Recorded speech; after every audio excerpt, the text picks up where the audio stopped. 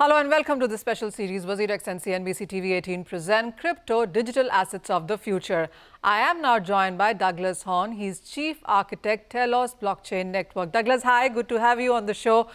You are a decentralized blockchain, but one thing you are definitely known for and has been in headlines is because of your launch of the EVM Mainnet. Do tell us more about that. What does it mean and how does it help the overall blockchain network? Thank you, Manisha. I'm really happy to be here. Telos EVM is a new addition to the Telos blockchain that started 3 years ago on our mainnet. The EVM is a new development that we've been working on for a year, which means that Telos is the first blockchain, smart contract blockchain, that can run the two biggest smart contract programming languages, both EOS.io and Solidity, for Ethereum. So it's very interesting, and they can even run these together. And as it runs Ethereum and Solidity contracts, the exact same ones that are run on, say, Ethereum or Binance Smart Chain, it is able to do that with much higher capacity.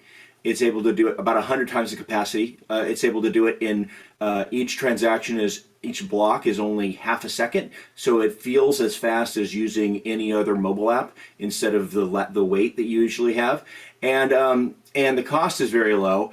And for me, the biggest thing is that there's no front running. Front running has cost DeFi users about $1 billion since the beginning of 2020. That's a lot of just stolen value, and Telos completely eliminates that through first in, first out transaction processing. For our viewers, the EVM means Ethereum Virtual Machine, and that is what Douglas is talking about as well.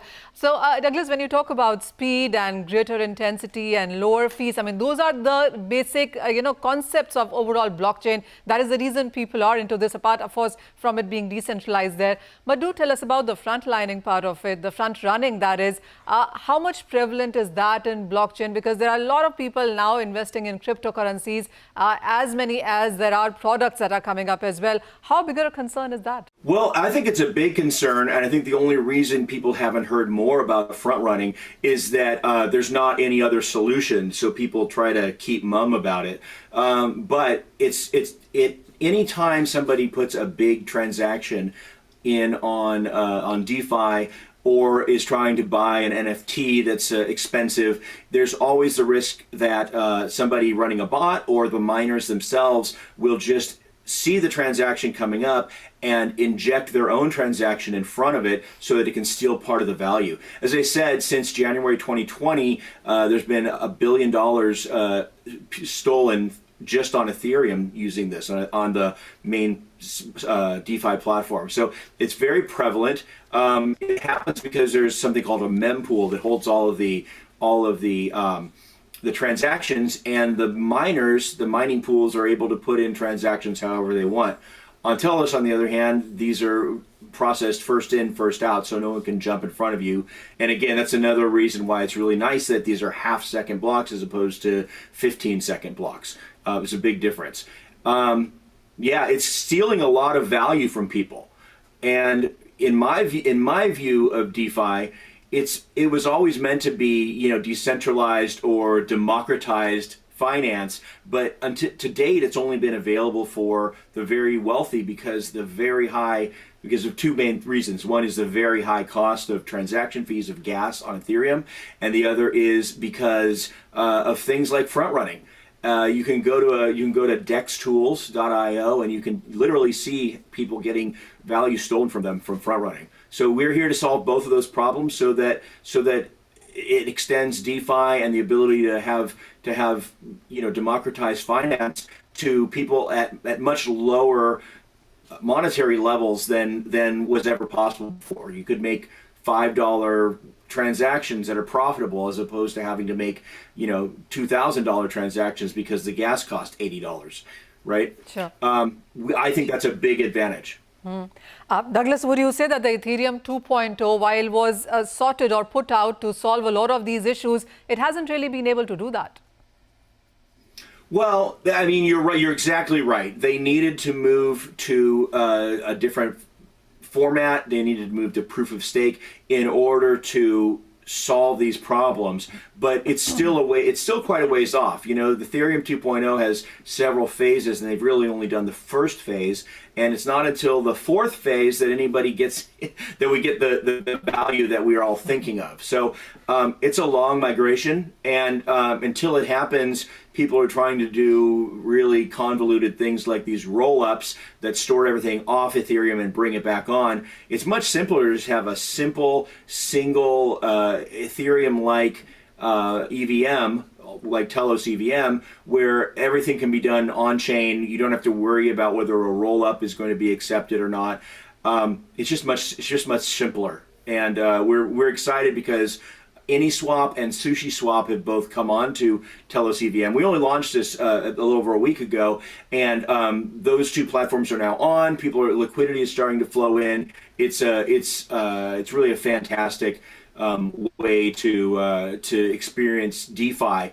In my experience, after doing it just for a day, I couldn't really go back to the other kinds because it's it's just so much faster. You don't even have to think about gas because the gas price is flat. Everyone pays the exact same gas fee. And again, a transaction that might cost just a transfer costs less than a penny, and a swap that might cost $30 or more on Ethereum costs 5 cents.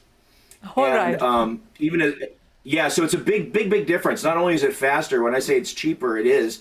It's significantly cheaper, and it's not directly linked to the price of the Telos token, which means, in fact, we've added costs, because if you get costs too low, then you get a lot of spam and things. And so as the Telos price goes up, we will be able to lower these costs to keep them around the same area for quite some time. So this really is made for users. It's actually fun. It takes a lot of the worry out because the transaction's just done, you know? Douglas, the way the market is, DeFi is one part of it, and the most important part, clearly, but smart contracts and cryptocurrency, the trades within that, the ETFs that have gotten launched, and this whole world of NFTs and metaverse exploding right in front of us. What's your sense on what kind of a growth are we looking at? I've been in this space for many years, and I've been a builder of this space with Telos alone for over 3 years now. And my belief is that we've only started to see scratch the surface of the growth that all the uses of EVMs and other blockchains will have. I think that governance is a great use that we're only starting to see. I think people are liking NFTs. Right now, they're mostly buying pictures, but each of those NFTs could also be the title to land. In fact, on Telos, we have legal DAOs set up in the U.S. state of Wyoming that are legally set up as DAOs. They own land, and people can buy fractional parts of that land and trade them, and if there's revenues, get them back. That's when we get past these initial uses, and we start saying, well, that's really where it's much more efficient to save to record all your land deeds, your ownership of your car or your apartment, other tangible assets that we record on the blockchain and can trade fractionally and can get revenue back from. I mean, it shows how much there can be, how much growth there can be in financial services all over the world. Like, we're barely imagining it, and it's only going to grow, in my view. All right. I like when you say that we're the scratch of it and this market is only going to go higher from here. But on that note, we need to stop for a very short break. When we come back, we'll talk about the participation aspect of it, retail, institution, and the kind of whales holding that we are seeing in this space. We'll get a sense of all of that from Douglas.